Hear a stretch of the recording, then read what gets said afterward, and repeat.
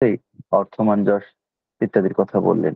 তাই কোনো কিছুর পাওয়ার আশায় নয়, তিনি এসেছেন যুগোপযোগী রূপে, তার মনের মতো হয়ে উঠবার জন্যই যেন তাকে আমরা চাই। জীবনের আদর্শ তিনি, তার এই আলোর ছটায় আমাদের প্রত্যেকের জীবনকে যেন আমরা আলোকিত করে তুলতে পারি। পরম দয়ালের আতুল শ্রীচরণে শ্রদ্ধেয় জগাইদার তৎসহ তার পরিবার, পারিপার্শ্বিক সকলের সর্বাঙ্গীন সুদীর্ঘ ইষ্টময় জীবনের প্রার্থনা জানাই পরম দয়ালের আতুল শ্রীচরণে। খুব ভালো থাকবেন দাদা। জয় গুরু।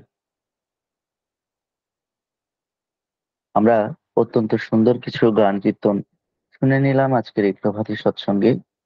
এখন সময় ইষ্ট প্রসঙ্গের। আমাদের বিগত বেশ কিছুদিন ধরে এই সাপ্তাহিক শুক্রবার করে যে বিষয়টির উপর আলোচনা চলছিল, শ্রী শ্রী ঠাকুরের বিবাহ নীতি, প্রজনন বিদ্যা এবং বর্ণাশ্রম, আজ তার চতুর্থ পর্ব বা অন্তিম পর্ব। এই বিশেষ পর্বের ওপর আলোকপাত করবার জন্য আমি শ্রীমান রমিত সাহা ভাইকে অনুরোধ জানাচ্ছি কোচবিহার থেকে। অনুরোধ জানাবো আমাদের মাঝে 6টা 50 মিনিট বা 55 মিনিট পর্যন্ত তার ইষ্ট প্রসঙ্গ করবার জন্য। জয় গুরু। সকলকে জয়গুরু। আজকে এই সৎসঙ্গে উপস্থিত সকলকে জানাই আমার আন্তরিক আনন্দিত জয়গুরু। তো এতক্ষণ ধরে এই গান কীর্তনের মধ্য দিয়ে আমরা প্রিয় পরমের সেই ভাবকে উপলব্ধি করছিলাম। এত সুন্দর সুন্দর গান কীর্তনের মধ্য দিয়ে এই যে ভাব, ভাব শব্দটা এসছে ভূ ধাতু থেকে, যার মানে হচ্ছে হয়ে ওঠার আবেগ। তো তাকে কেন্দ্র করে এই যে তার মতো হয়ে ওঠা, এটাই আমাদের নিরন্তর প্রচেষ্টা। তাকে আমরা সবাই জীবন্ত আদর্শ রূপে আমাদের জীবনে পেয়েছি। তো তার যে আদর্শ, সেই আইডিওলজিকে ফলো করে তার মতো হয়ে ওঠা, এটাই আমাদের সাধনা, তাকে উপলব্ধি করা। তো এই যে গত 3 সপ্তাহ ধরে তার আইডিওলজিরই একটা মেজর যে পার্ট, বর্ণাশ্রম এবং বিবাহ নীতি, এটার উপর 3 সপ্তাহ ধরে আলোচনা হয়ে আসছে। তো আজকে তারই শেষ পার্ট। তো আমি এই 3টা সপ্তাহেরটা সামাপ করে আজকেরটা বলবো। তো ঠাকুরের যে আইডিওলজি, ঠাকুরের আইডিওলজিতে কিন্তু মানে আমরা যদি দেখি, একটা মেজর পার্টি হচ্ছে এই বর্ণাশ্রম বিবাহ নীতি, এর উপর ভিত্তি করে। তো ঠাকুর বলছেন যে আমাদের জীবনে, আমাদের জীবনকে যদি সুরক্ষিত রাখতে হয়, তো আমাদের জীবনে দুটো জিনিসের দরকার। একটা হচ্ছে আদর্শ এবং একটা হচ্ছে সুবিবাহ। এখন এই যে সুবিবাহ জিনিসটা, ইউজেনিক্স যাকে আমরা বলি, সুপ্রজনন বিদ্যা, ঠাকুর বলছেন কি যে বিবাহের মূল উদ্দেশ্য কি? বিবাহের মূল উদ্দেশ্যই হচ্ছে উন্নয়ন এবং সুপ্রজনন। তো এটাকে যদি আমরা দেখি, তো আমরা সবার প্রথমে গেছিলাম সেই ইউজেনিক্স নিয়ে। আমাদের যে ওয়েস্টার্ন দেশগুলো আছে যেগুলো, সেখানে এই যে সুপ্রজনন বিদ্যা, যেটাকে ইউজেনিক্স বলা হয়, সেটা নিয়ে সর্বপ্রথম স্টাডি শুরু হয় 1883 সালে, যেটা ফ্রান্সিস গ্যালটন নামে একজন ছিলেন, যিনি এই টার্মটা, ইউজেনিক্স টার্মটা কয়েন করেছিলেন। ইউজেনিক্স যদি আমরা দেখি, এটা একটা গ্রিক শব্দ থেকে এসছে, যার মানে ইউ মানে হচ্ছে ভালো এবং জেনিক্স মানে হচ্ছে রেস বা জাতি। মানে ইউজেনিক্স এর মানেটাই হচ্ছে এটা যে মানে improvement of human race by selective breeding, মানে নির্দিষ্ট কিছু নির্বাচিত ব্রিডিং এর মাধ্যমে, প্রজননের মাধ্যমে আমাদের যে মনুষ্য জাতি, সেটার উন্নয়ন ঘটানো। তো এই যে ইউজেনিক্সটা, সেটা কিন্তু যে প্রিন্সিপালের ওপর বেস করেছিল, সেটা হচ্ছে আমরা জানি যে সামাজিক ডারউইনবাদ বা সোশ্যাল ডারউইনিজম, যেটা আমরা জানি যে ডারউইনের থিওরি আমরা ক্লাস 8-9-এ বায়োলজিতে সবাই পড়েছিলাম, ন্যাচারাল সিলেকশন, এই জিনিসগুলো যেগুলো বায়োলজির ক্ষেত্রে প্রযোজ্য। তো এই জিনিসগুলোই ওই ডারউইনের তত্ত্বের যে মূল প্রিন্সিপাল গুলো, সেগুলোই অ্যাপ্লাই করা হয় আমাদের সমাজের সোসিও ইকোনমিক সিস্টেমের ক্ষেত্রে, এবং সেটার উপর ভিত্তি করেই গড়ে ওঠে এই যে ইউজেনিক্স। এই জিনিসটা নিয়ে 1900 সাল থেকে, মানে প্রথম বিশ্বযুদ্ধের সময়, প্রচন্ড পরিমাণে গবেষণা শুরু হতে থাকলো। বিভিন্ন রকমের যে সায়েন্টিফিক অর্গানাইজেশন গুলো আছে, রিসার্চ অর্গানাইজেশন গুলো আছে, বিভিন্ন পলিটিক্যাল লিডাররা এই জিনিসটাকে প্রমোট করা শুরু করলো যে এই জিনিসটা নিয়ে রিসার্চ হোক, ইউজেনিক্স নিয়ে। কিন্তু পরবর্তীতে দেখা গেল যে 1930s 1940s এর সময়, মানে সেকেন্ড ওয়ার্ল্ড ওয়ার যখন চলছিল, তখন আমরা জানি যে হিটলারের নাৎসি জার্মানি তারা এই যে আর্য শব্দটাকে বিকৃত করে নিজেদের প্রোপাগান্ডা প্রচার করার জন্য সেই জিনিসটাকে একদম ডিস্টরশন ঘটিয়ে এই জিনিসটাকে বাজেভাবে ইউজ করতে থাকে। ইউজেনিক্স এর অপপ্রচার ঘটিয়ে বাজে ব্যবহার করে তারা তাদের যে উদ্দেশ্য, যে জিউস যারা ছিল, ইহুদি ধর্মাবলম্বী যারা ছিল, সম্প্রদায় এর অন্তর্ভুক্ত যারা ছিল, তাদেরকে মারতে থাকে প্রচন্ড, একটার পর একটা নৃশংসভাবে হলোকাস্ট হয়ে তাদের অ্যাসাসিনেট করতে থাকে তাদেরকে। তো এই ঘটনার পরেই পরেই কিন্তু যে হিটলার যখন হেরে গেল সেকেন্ড ওয়ার্ল্ড ওয়ারে, তারপর থেকেই এই জিনিসটার যে মেইন প্রিন্সিপাল গুলো ছিল সেই মেইন প্রিন্সিপাল গুলো নিয়ে সমালোচনা হতে থাকে, যে এই জিনিসটাকে বিকৃতভাবে, মানে সায়েন্সের একটা বিকৃতি হিসেবে দেখা শুরু হতে থাকে। তো তখন এর যে প্রিন্সিপাল গুলো, যে সামাজিক ডারউইন তত্ত্ব, সেটা কিন্তু সমালোচনা শুরু হলো। যেমন কি এটার প্রথম সমালোচনা, আমরা জানি ডারউইনের তত্ত্ব বেস করেছিল কি প্রাকৃতিক নির্বাচনের উপর ভিত্তি করে, বিভেদের উপর ভিত্তি করে এবং যোগ্যতমের উৎবর্তনের উপর ভিত্তি করে। মানে কি, মানে পরিবেশের সাথে সংগ্রাম করে আমরা বেঁচে থাকি, পরিবেশ আমাদের বেঁচে থাকার জন্য অনেক সময় প্রতিকূল পরিবেশ সৃষ্টি করে, কিন্তু সেখানে আমরা যে যতটা অভিযোজন করে থাকতে পারবো, অ্যাডাপ্টেশন করে থাকতে পারবো, অভিযোজন ঘটাবো, তারাই কিন্তু বেঁচে থাকে। যাদের মধ্যে ভেরিয়েশন হয়, মিউটেশন হয়, তারাই অন্যান্য প্রজাতির সাথে যে সংগ্রাম হয়, যাকে ডারউইন একটা টার্ম দিয়েছিলেন যে আন্তঃপ্রজাতি সংগ্রাম, সেখানে যারা জয়ী হয় তারাই কিন্তু শেষ পর্যন্ত প্রকৃতি তাদেরকে সিলেক্ট করে এবং সে বেঁচে থাকে, সেই প্রজাতির প্রাণীটা। তো এই যে থিওরিটা সমাজের ক্ষেত্রে কয়েকটা মানে বিরূপ প্রভাব সৃষ্টি করেছিল। যেমন কি, এক নম্বর, এই জিনিসটা একটা টার্ম আছে ল্যাসিয়াস ফেয়ার ক্যাপিটালিজম। এই ল্যাসিয়াস ফেয়ার ক্যাপিটালিজমকে প্রমোট করতো। মানে কি, মানে যোগ্যতমেরই উৎবর্তন হবে, মানে সমাজে এরকম একটা ধারণা সৃষ্টি করা হয়েছিল যে ক্যাপিটালিস্টিক দেশগুলোতে যে বড় লোকের ছেলেই বড় লোক হবে, গরিবের ছেলে গরিব হতে থাকবে। কারণ কি, কারণ এটা প্রকৃতি নির্বাচন করছে না, বড় লোকের ছেলেই যোগ্যতমের উৎবর্তন এর মধ্য দিয়ে বড় লোক হবে। দুই নাম্বার, দেখা গেল এর ফলে কিন্তু যে সোশ্যাল ইনইকুয়ালিটি, অসাম্য সমাজের যে আর্থিক সিস্টেমে, সেটাও দেখা গেল যে সমাজে একটা নির্দিষ্ট শ্রেণী ক্রমশ বড় হতে থাকলো এবং একটা নির্দিষ্ট শ্রেণী ক্রমশ গরিব হতে থাকলো, যার ফলে এই যে ইকোনমি, সেটা কিন্তু একটা ইনইকুয়াল ইকোনমিতে কনভার্ট হলো। আর থার্ড পয়েন্ট যেটা, যার ফলে ইম্পেরিয়ালিজম বাড়লো। ইম্পেরিয়ালিজম বলতে মানে অত্যাচার করা শুরু করলো, মানে যারা আর্থিক দিক থেকে সক্ষম ছিল, ধনী ছিল, তারা ওই প্রাকৃতিক নির্বাচন, আন্তর্জাতিক সংগ্রামের উপর একটা দোহাই দিয়ে দেখালো যে এই আমরা তোমাদেরকে মানে তোমাদের সাথে সংগ্রাম করে এই সম্পদটা অধিকারী আমরাই পাবো, প্রকৃতি দ্বারা আমরাই সিলেক্ট হবো, এবং তোমরা ক্রমশ গরিব হতে হতে মানে শেষ হয়ে যাবে, মানে মারা যাবে, কারণ এটা প্রকৃতিকে নিয়ে। তো এই যে প্রিন্সিপাল গুলো ছিল, এই প্রিন্সিপাল গুলোর কিন্তু ক্রিটিসাইজ করা শুরু হলো এবং পরবর্তীতে দেখা গেল যে 1930s 1940s এর পর থেকে এটাকে একটা সায়েন্সের শাখা হিসেবে দেখা বন্ধ হয়ে গেল এবং এটা নিয়ে রিসার্চও আস্তে আস্তে বন্ধ হয়ে গেল। কিন্তু বর্তমানে এপিজেনেটিক্স যেটা আছে সেটার জন্য এটা কিন্তু আবার নতুন করে এটার একটা মানে নতুন করে একটা মানে আবার এসছে জিনিসটা, এটা নিয়ে আলোচনা শুরু হয়েছে সায়েন্টিস্টদের মধ্যে। তো এই যে ইউজেনিক্স, এটা কিন্তু একদমই আলাদা একটা বিষয় ছিল, যেটা মানে একদমই কোনো সায়েন্টিফিক টেম্পারামেন্ট তার মধ্যে ছিল না। কিন্তু ঠাকুর যে ইউজেনিক্স এর কথা বলেছেন, আমাদের যে আর্য ঋষিরা আমাদের যে বর্ণাশ্রমের কথা বলেছেন, সেটা কিন্তু ছিল সম্পূর্ণ সায়েন্টিফিক বিবর্তনের উপর ভিত্তি করে। তাই ঠাকুর বলছেন যে তোমাকে যদি ইউজেনিক্স সম্পর্কে জানতে হয়, তাহলে সবার আগে তোমাকে কুকুরের মডেলটা স্টাডি করতে হবে। কুকুরের মডেলটা কিরকম, এখানে ঠাকুর আমাদেরকে বললেন যে কুকুরের মডেলটা স্টাডি করতে গেলে আগে কুকুরের বিবর্তনটা দেখো। কুকুরের বিবর্তনটা কিরকম, আমাদের এখন যে কুকুর আমরা দেখি, তারা কিন্তু আগে সৃষ্টির সময় ছিল না, কুকুর বলে কোনো প্রাণী ছিল না।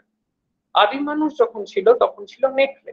তো নেকড়েদের সাথে আমাদের যে আদিম মানুষটা ছিল, জঙ্গলে যারা দলে দলে গোষ্ঠীবদ্ধ হয়ে থাকতো, তাদের সাথে নেকড়েদের একটা ডিল টাইপের হয় যে আমি তোমাদেরকে খাবার দেবো এবং তার বদলে নেকড়ে যারা ছিল তারা অন্যান্য যে প্রাণী যারা অ্যাটাক করতো মানুষের দলের উপর, তাদের থেকে রক্ষা করবে।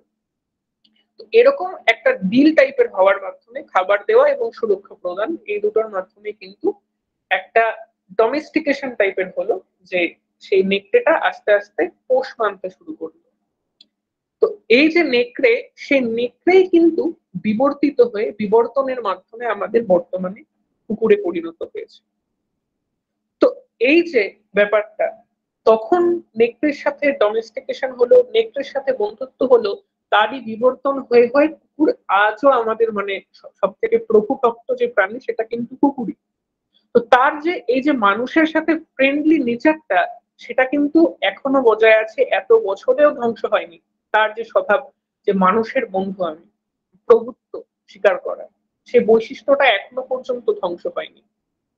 তো তাই ঠাকুর বলতেন যে বৈশিষ্ট্য 10,000 বছরেও ধ্বংস হয় না। বৈশিষ্ট্য যেটা সংস্কারে কনভার্ট হয়ে গেল একবার, সেটা কিন্তু 10,000 বছরেও ধ্বংস হয় না। তো আমরা কিন্তু কুকুরের ক্ষেত্রে তাই দেখি। এরপর ঠাকুর আইডেন্টিফাই করে বললেন যে তারা এই যে আদিম মানুষটা যারা গোষ্ঠীবদ্ধ হয়ে জঙ্গলে জঙ্গলে থাকতো, তারা কিন্তু মানে একটা গোষ্ঠীর মানুষ আর একটা গোষ্ঠীর মানুষের সাথে বিয়ে করতো। মানে একটা গোষ্ঠীর ছেলে বা মেয়ে নিজেদের গোষ্ঠীর ছেলে বা মেয়ের সাথে বিয়ে করতো না। কারণ কি, তারা তো আর জেনেটিক্স জানতো না, তারা তো আর ইউজেনিক্স জানতো না, তখনকার দিনে আবিষ্কার হয়নি এসব। তারা তাদের অবজারভেশনের মাধ্যমে দেখলো যে এই যারা নিজেদের মধ্যে যদি আমরা বিয়ে করি, তারপরে যে সন্তানটা হচ্ছে তার কোনো না কোনো সমস্যা হচ্ছে। হয় তার আকৃতি ছোট হচ্ছে, তার ইমিউনিটি কম হচ্ছে, মানে বিভিন্ন রকমের সমস্যা হচ্ছে। মোট কথা একটা সুস্থ সবল সন্তান তাদের জন্মগ্রহণ করছে না। এখন আমরা সেই জিনিসটাকেই বিজ্ঞানের পরিভাষায় বলি ইনব্রিডিং, যেটা মানে সায়েন্স বলেই যে ইনব্রিডিং কখনো না করতে, তার ফলে যে সন্তানটা জন্মাবে সেটা কিন্তু একটা অসুস্থ সন্তান জন্মাবে। তাই এখন আমরা যদি দেখি যে দ্রাবিড়িয়ান কালচার যে সাউথ ইন্ডিয়া আছে আমাদের ইন্ডিয়ান গভর্নমেন্টের পক্ষ থেকে, সেখানে যাতে এখানে একটা ইনব্রিডিং এর মানে একটা কালচার টাইপের আছে, সেটাকে বন্ধ করার জন্য খুব প্রচার চালানো হচ্ছে, যাতে ইনব্রিডিং না হয়, নিজেদের মানে ফ্যামিলির মধ্যে বিয়ে না করে। তো এই ইনব্রিডিং জিনিসটাকে প্রিভেন্ট করার জন্য, তো তখনকার দিনে আমাদের যে আদিম মানুষরা ছিলেন, তারা কিন্তু এই দেখার মাধ্যমে জিনিসটা অ্যানালাইজ করতে পেরেছিলেন, এবং তারা কিন্তু অন্য গোষ্ঠীর ছেলে বা মেয়ের সাথে বিয়ে করত। তো এর ওপর ভিত্তি করেই তারা কিন্তু তাদের কুকুরেরও যে প্রজনন ঘটানো, সেটাও কিন্তু শুরু করলেন। মানে একটা গোষ্ঠীর কুকুর একই গোষ্ঠীর আর একটা কুকুরের সাথে মেট করাতেন না, তারা ব্রিডিং করাতেন না। একটা গোষ্ঠীর কুকুর আর একটা গোষ্ঠীর কুকুরের সাথে তারা তাদের ব্রিডিং করাতেন। তো এর ফলে আমরা এখন দেখি যে এই জিনিসটাকেই বর্তমানে নাম দেওয়া হয়েছে আর্টিফিশিয়াল সিলেকশন, মানে কৃত্রিম নির্বাচন। মানে আমরা যে বৈশিষ্ট্যটা আমাদের প্রয়োজন, সেই বৈশিষ্ট্যের উপর দাঁড়িয়ে সেই বৈশিষ্ট্য যে কুকুরে ডমিনেন্ট, সেই কুকুরটাই আমরা সৃষ্টি করতে পারি। যেমন আমরা এখনো পর্যন্ত এই কৃত্রিম নির্বাচনের জিনিসটাকে প্রয়োগ করেই টোটাল 340টা প্রজাতির কুকুর কিন্তু সৃষ্টি করতে পেরেছি। যেমন ল্যাব্রাডর প্রজাতির কুকুর, যারা একটু ফ্রেন্ডলি টাইপের হয়, বন্ধুত্বপূর্ণ স্বভাবের হয়। আবার পিটবুল একটা কুকুর আছে, যারা প্রচন্ড গ্রেগারিয়াস টাইপের হয়, হিংস্র টাইপের হয় প্রচন্ড। তো এরকম কখনো যদি আমাদের দৌড়ের প্রয়োজন হয়, যে মানে এমন একটা প্রজাতি সৃষ্টি করা হচ্ছে যে ভালো দৌড়তে পারে, তারপর পুলিশ বিভিন্ন গোয়েন্দা সংস্থারা যে স্নিপার ডগ গুলো ইউজ করে।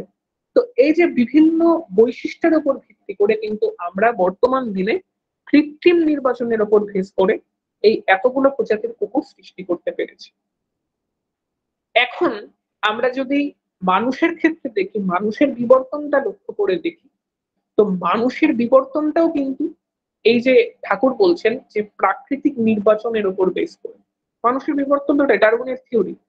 তো মানুষের বিবর্তনে আমরা দেখি যে এই যে শিম্পাঞ্জির থেকে বিভিন্ন রকমের মানুষ হয়ে হয়ে হয়ে হয়ে আমরা আজকের দিনে হোমোসেপিয়েন্স, বিবর্তনের মাধ্যমে হতে হতে। তো এই নিয়ে ঠাকুর একবার কেষ্টদাকে প্রশ্ন করেন যে কেষ্টদা, মানুষ যদি একবার এই পৃথিবীর থেকে বিলুপ্ত হয়ে যায়, তাহলে মানুষ কি আবার সৃষ্টি হতে পারবে পৃথিবীতে?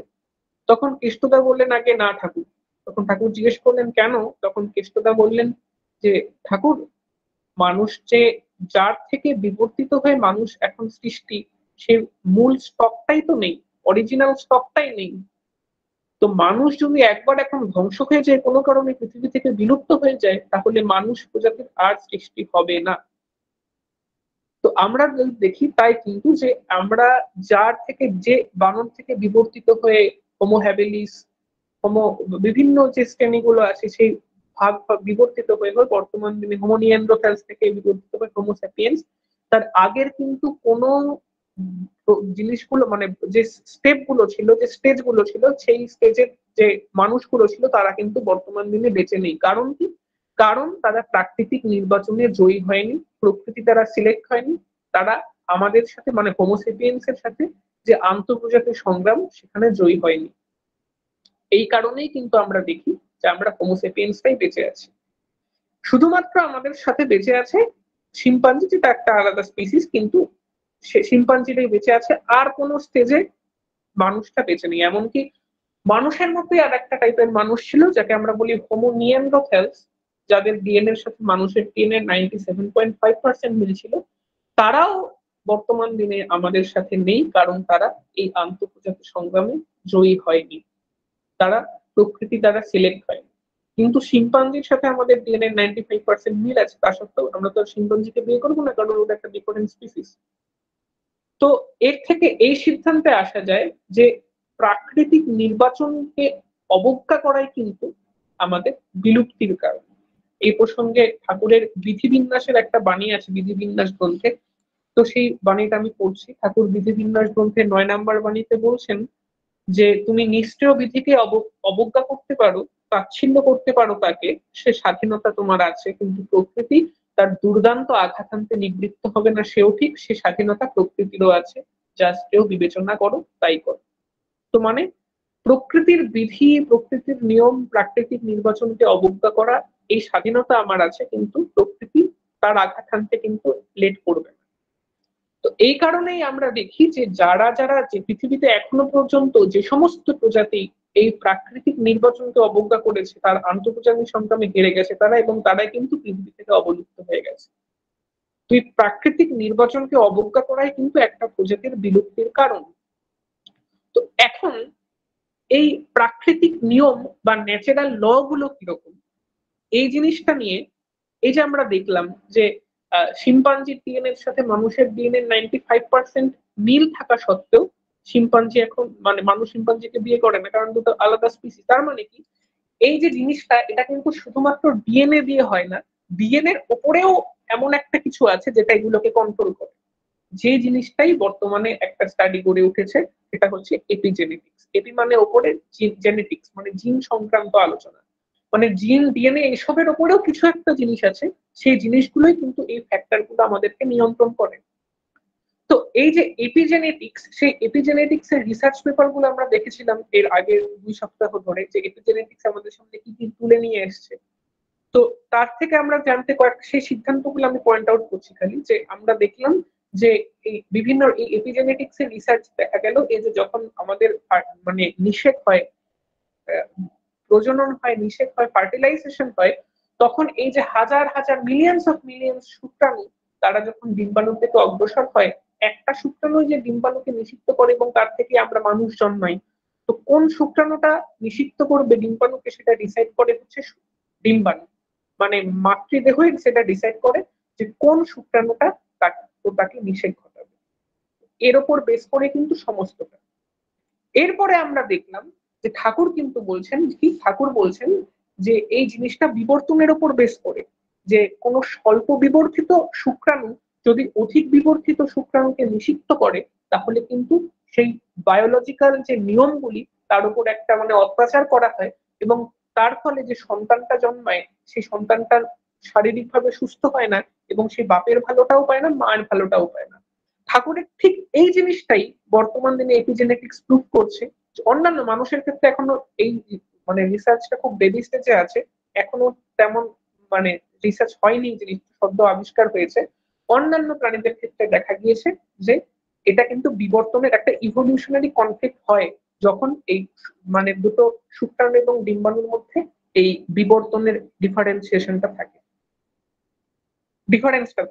তো এই যে সম্পূর্ণ থিওরিটাই কিন্তু বিবর্তনের উপর বেস করে। ঠাকুর যে থিওরিটা আমার যে মানে থিওরিটা তো আগেই ছিল, বর্ণাশ্রম আর্য ঋষিরা প্রবর্তন করেছিলেন, কিন্তু ঠাকুর আরো সায়েন্টিফিক ভাবে আমাদেরকে সেটা এক্সপ্লেন করেছিলেন। এবং বর্তমান দিনে আমরা কিন্তু দেখছি সেই এপিজেনেটিক্স কিন্তু ধীরে ধীরে আমাদের সেটা প্রুভ করছে।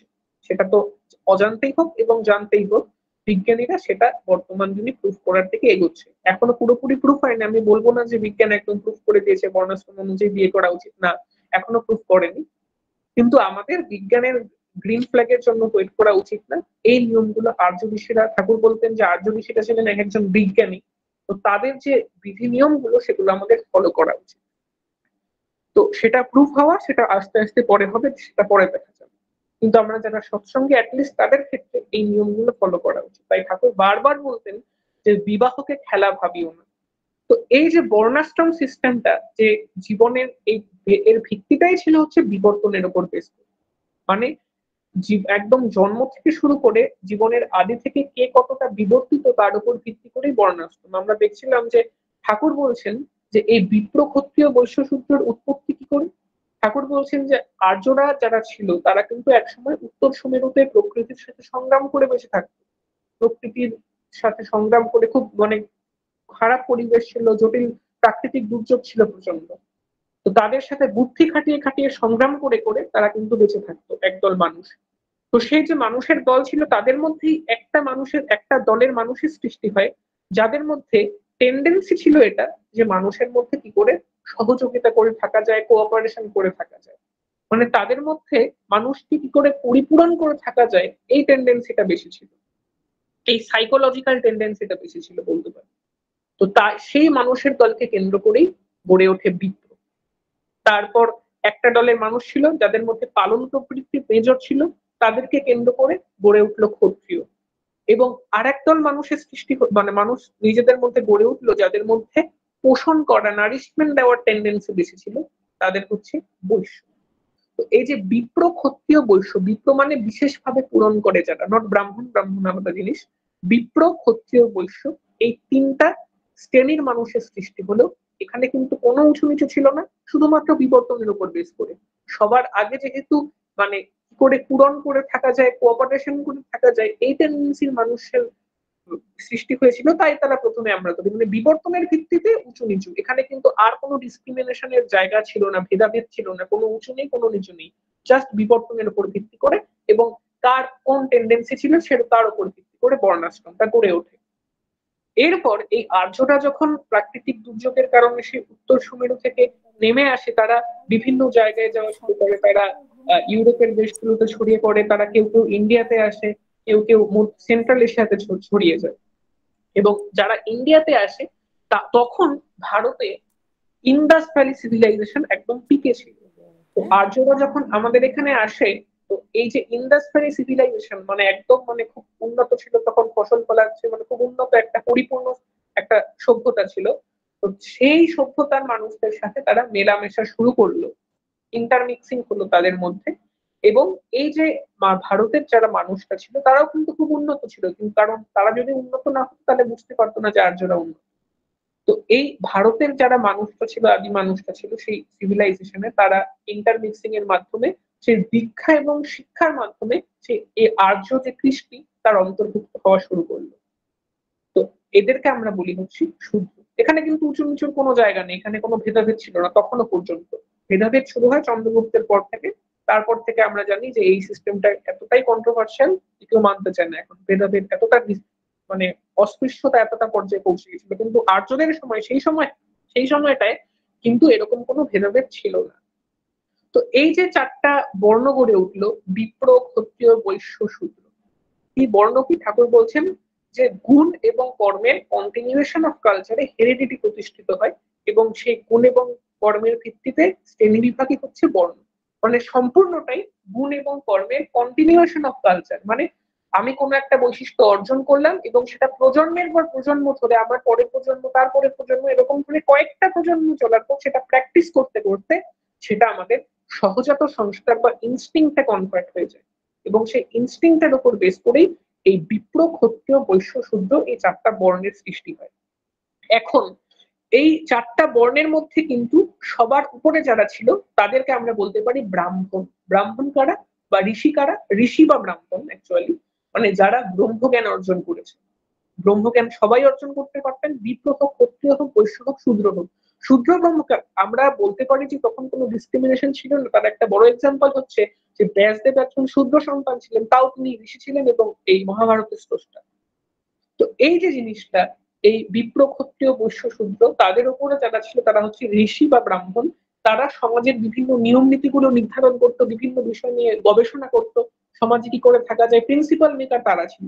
তারপর আসে হচ্ছে বিপ্র, তারা বাকি তিনটা বর্ণ কিভাবে সহযোগিতা করে থাকা যায়, কোঅপারেশন করে থাকা যায় সেটা দেখতো। তারপর ক্ষত্রিয়, পালন প্রবৃত্তি তাদের মধ্যে মেজর ছিল। তারপর বৈশ্য, তাদের মধ্যে পূরণ করার, পোষণ করার প্রবৃত্তি বেশি ছিল। এবং তারপর শূদ্র, সেবা করার প্রবৃত্তি তাদের মধ্যে বেশি ছিল। তো এই গুণ এবং কর্মের কন্টিনিউশন অফ কালচারের বেসিসে চারটা বর্ণের সৃষ্টি হয়। তো এখন এই বর্ণগুলোর মধ্যেও কিন্তু মানে ঠাকুর একটা কথা বলতেন যে শূদ্র ব্রহ্মজ্ঞান অর্জন করে বিপ্রের গুরু হতে পারে, কিন্তু বিয়ের ক্ষেত্রে সেটা হতে পারে না। সমস্ত বাধাই ছিল বিয়ের ক্ষেত্রে, প্রজননের ক্ষেত্রে। ঠাকুর বলতেন যে একজন শূদ্র সন্তান সে যদি পড়াশোনা করে ব্রহ্মজ্ঞান অর্জন করে সে বিপ্রের গুরু পর্যন্ত হতে পারে, কিন্তু বিবাহ করতে পারে না। কারণ ব্যাপারটা ওই প্রজননের ক্ষেত্রে আটকে যেত, সে বিবর্তনের কনফ্লিক্টের যে ক্ষেত্রেই আটকে যেত। তো তাছাড়াও তখনকার দিনে যে আর্য ঋষিরা থাকতেন, তখনকার দিনে কিন্তু মানে এই জিনিসগুলোর এই মানে একটা বর্ণ আর একটা বর্ণে কিন্তু মানে কনভার্টের ব্যবস্থা ছিল। মানে কোন আমি মানে একটা টাইম পিরিয়ড বেঁধে দেওয়া ছিল। আর্য ঋষিরা একটা নিয়ম প্রবর্তন করেছিলেন যে কোন ক্ষত্রিয় যদি 5 প্রজন্ম ধরে তাদের সংস্কারগুলো ঠিকঠাক ভাবে পালন করে যায়, বৈশ্যদের ক্ষেত্রে সেটা ছিল 7 প্রজন্ম এবং শূদ্রদের ক্ষেত্রে সেটা ছিল 14 প্রজন্ম, তাদের সংস্কারগুলো ঠিকভাবে পালন করে যায়, তাহলে তাদেরকে বিপ্রে কনভার্ট করে দেওয়া হয়। তো এই ছিল মোটামুটি বর্ণাশ্রম সিস্টেম। এখন এই যে বিবাহ জিনিসটা আমরা দেখলাম যে আমাদের সময় তিনটা বিবাহ প্রচলিত ছিল। একটা হচ্ছে আর্য ঋষিদের দ্বারা, একটা হচ্ছে সবর্ণ বিবাহ এবং অসবর্ণ বিবাহ। সবর্ণ বিবাহটাই এখনকার দিনে সব থেকে বেশি ঠাকুর বলছেন সবর্ণ ভিন্ন গোত্র। আর অসবর্ণের মধ্যে পড়ে অনুলোম আর প্রতিলোম। এখন এই সবর্ণ অনুলোম প্রতিলোমের মধ্যে প্রতিলোম একেবারে নিষিদ্ধ, অনুলোমকে অ্যাপ্রুভ করা হয়েছে জাস্ট। আর সবর্ণ বিবাহ এটা এখন রেকমেন্ড করা হচ্ছে। কারণ কি? কারণ ঠাকুর বলছেন যে অনুলোম ঘটাতে গিয়ে আমরা যেন প্রতিলোম না ঘটাই। অনুলোম কখন হতো? যখন বহু বিবাহ প্রচলিত ছিল। বহু বিবাহ যখন প্রচলিত ছিল তখন প্রথম বিয়েটা সবর্ণ করে পরে অনুলোম বিবাহ করা যেত। কিন্তু যেহেতু বর্তমানে আমাদের ডেমোক্রেসি, আমাদের সংবিধানে, কনস্টিটিউশনে বহু বিবাহ নিষিদ্ধ, তাই আমাদের একটাই পথ, সবর্ণ বিয়ে করা। ঠাকুর বারবার জোর দিয়ে বলছেন যে এই অনুলোম ঘটাতে গিয়ে যাতে আমরা প্রতিলোম না ঘটাই। তো এখনকার দিনে মোস্ট প্রেসক্রাইব যে বিবাহ সেটা হচ্ছে সবর্ণ ভিন্ন গোত্র বিবাহ। তার থেকেও ঠাকুর বলতেন সদৃশ কমিউনিটিতে বিবাহ। তো এই যে সদৃশ কমিউনিটিতে বিবাহ, এই যে এই সবর্ণ ভিন্ন গোত্র ব্যাপারটা বুঝতে গিয়ে আমরা কিন্তু এই যে বিভিন্ন বর্ণ, আগের দিনে আমরা বিভিন্ন ক্লাসিফিকেশন গুলো দেখছিলাম। যে আমি প্রেজেন্টেশনটা একবার শেয়ার করবো।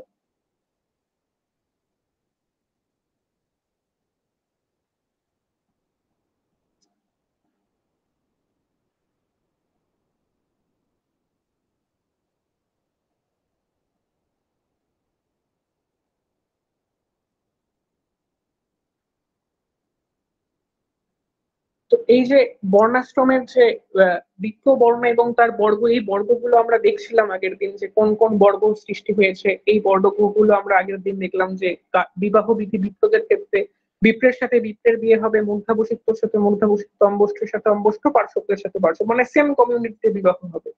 কায়স্থদের ক্ষেত্রে আমরা এই জিনিসটা দেখলাম, তাদের ক্ষেত্রে তারা সেম কমিউনিটিতে বিয়ে করবে। তো এখন ঠাকুর বলছেন যে এই যে প্রতিলোম বিবাহ, এই জিনিসগুলো আগের দিন ডিসকাশন হচ্ছে, আমি এটা নিয়ে আর বলছি না।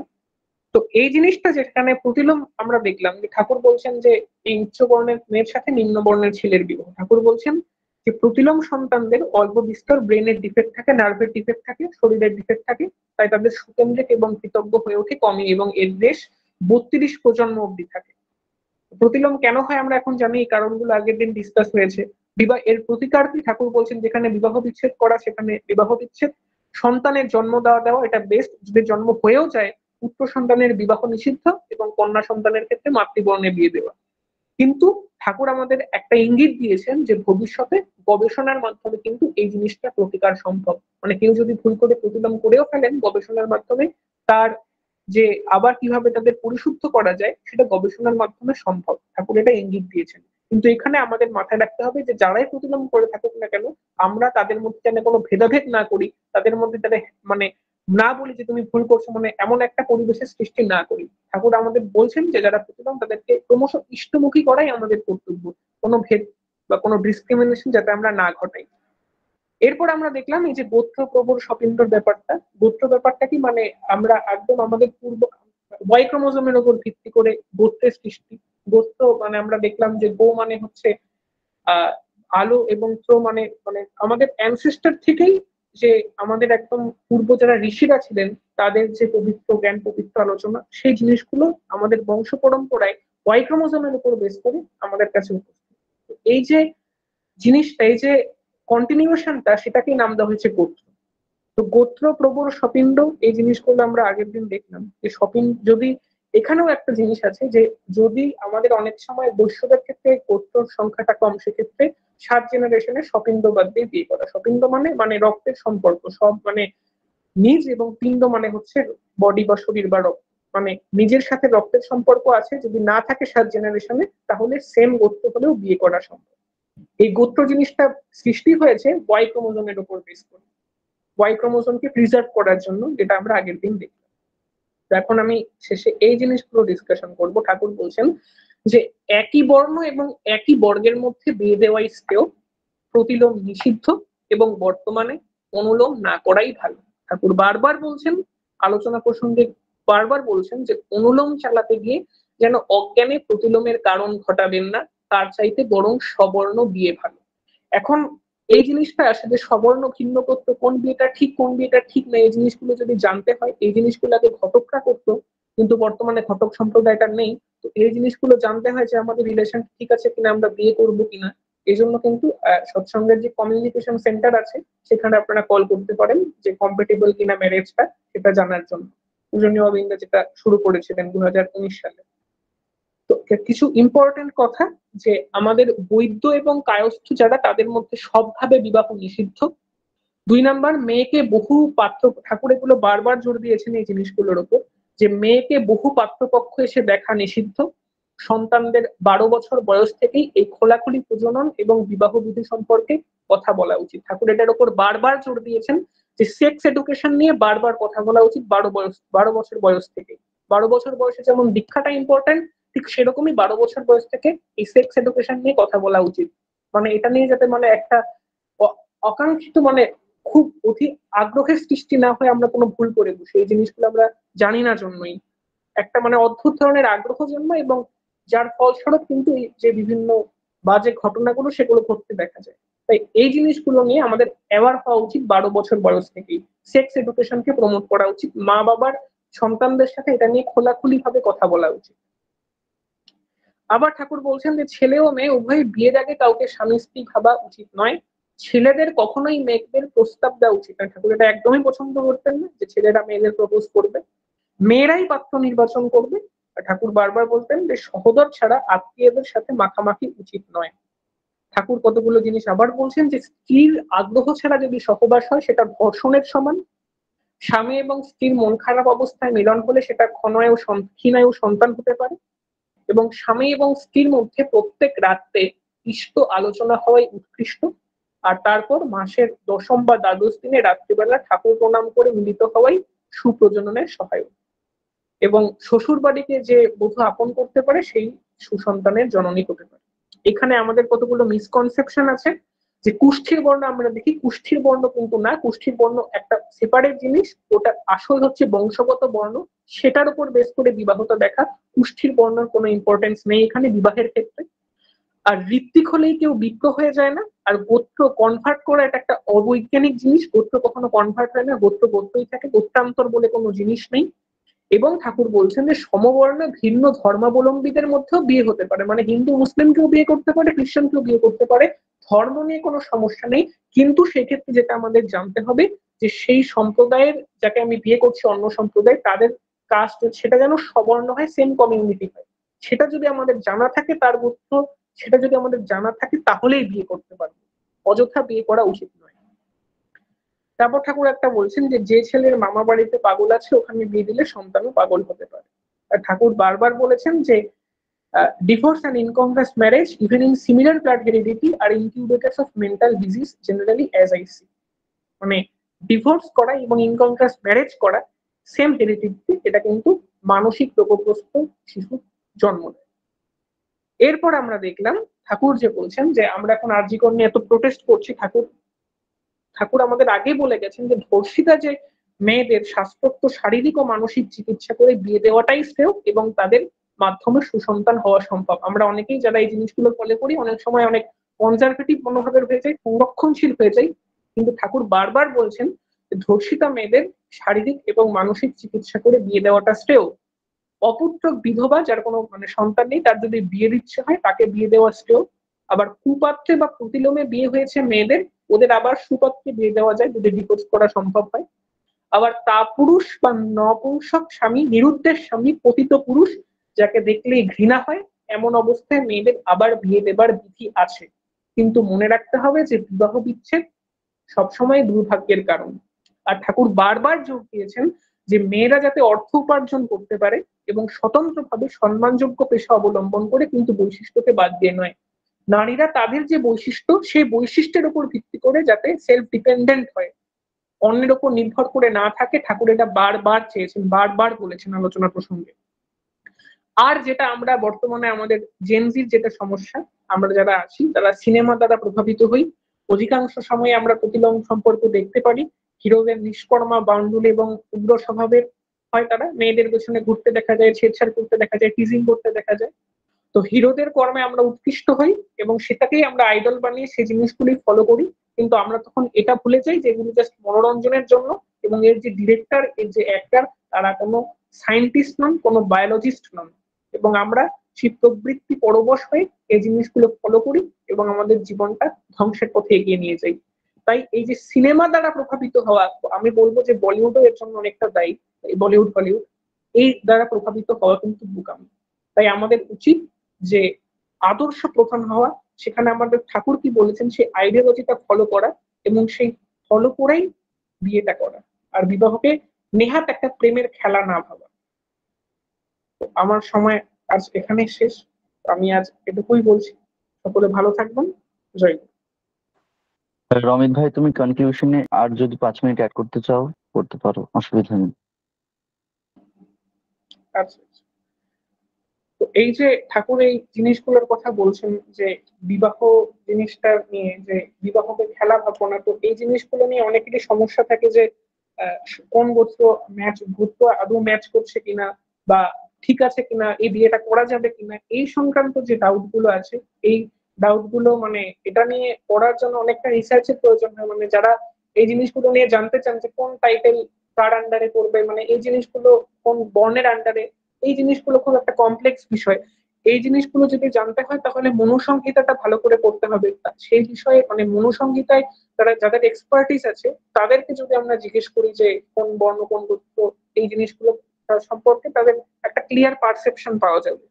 তো এই জিনিসগুলো যদি জানতে হয় যে বিয়ে করার আগে এই বিয়েটা আমরা ঠিক করছি কিনা, আমাদের সম্পর্কটা ঠিক আছে কিনা, তাই এটা ভেরিফাই করার জন্য কিন্তু যে এই বিষয়ে এক্সপার্ট যিনি অবিন্দা আমাদের দয়া করে সেটা চালু করে দিয়েছেন যে সৎসঙ্গে কমিউনিকেশন যে নাম্বারটা আছে, যদি পসিবল হয় আমরা দেওঘরে যাব, দেওঘরে গিয়ে দেখে নিয়ে আসবো সেই যে ডিপার্টমেন্ট আছে সেখানে, অথবা যদি সম্ভব নাও হয় তো পূজনীয় অবিন্দা 2019 সালে যে কমিউনিকেশন নাম্বারটা আমাদের দিয়েছিলেন, সেই কমিউনিকেশন নাম্বারে যদি আমরা কল করি, কল করে আমরা এই আমাদের জিনিসগুলো জানাই যে আমরা টাইটেলটা কি, যেগুলো যেগুলো ইনফরমেশন আছে এবং যেগুলো জানি না সেগুলো যদি জানতে চাই, তো আমাদের দেওঘরেই এই বিষয়ে যারা এক্সপার্টরা আছেন তারা সেগুলো নিয়ে বলে আমাদেরকে সেই নির্দিষ্ট বিধানটা দিতে পারেন এবং আমরা সেই অনুযায়ী বিয়েটা করতে পারি। তো এই ব্যাপারগুলো দিয়ে যে কনফিউশন গুলো আছে সেই কনফিউশন গুলো কিন্তু অনেকাংশেই দূর হয়। এই বর্ণ টাইটেল এই জিনিসগুলো খুব কমপ্লেক্স জিনিস, এর জন্য মনুসংহিতার উপর খুব এক্সপার্টিস। তো যাদের যাদের এই সমস্যা যে আমাদের বিয়ে হবে কিনা, বিয়েটা আমরা ঠিক করছি কিনা বা বিয়েটা করবো কিনা, এই সংক্রান্ত সমস্যা যেন আমরা সেই কমিউনিকেশন সেন্টারে কল করে আমরা জানি। আর বিবাহটাকে নেহাত খেলা না ভাবি, এবং ঠাকুর এই যে জিনিসটা দিয়েছেন বিবাহ নীতি, সেটা নিয়ে সৎসঙ্গগুলোতেও কম আলোচনা হয়। এটা নিয়ে যাতে আমরা অ্যাওয়ারনেস ফেলাই এবং আমাদের যে বর্তমান দিনে জেনজির যারা সৎসঙ্গী আছে তারা যাতে এই ব্যাপারটা নিয়ে অ্যাওয়ার হই এবং প্রবৃত্তি পরবশ না হয়ে কোনো ভুল না করে বসি। প্রবৃত্তি পরবশতাই জীবনের ধ্বংসের কারণ। আমরা আমাদের জীবনে ঠাকুরকে পেয়েছি, জীবন্ত আদর্শকে পেয়েছি, সেই তাকে পেয়ে তার বিধিবিধানগুলোকে ফলো করে তাকে খুশি করাই আমাদের টার্গেট। আজকে এটুকুই বলছি। জয় গুরু। জয় গুরু। জয় গুরু। এক অত্যন্ত সমৃদ্ধমূলক প্রাসঙ্গিক বিষয়ভিত্তিক যে আলোচনা পর্ব তার আজ সমাপ্তি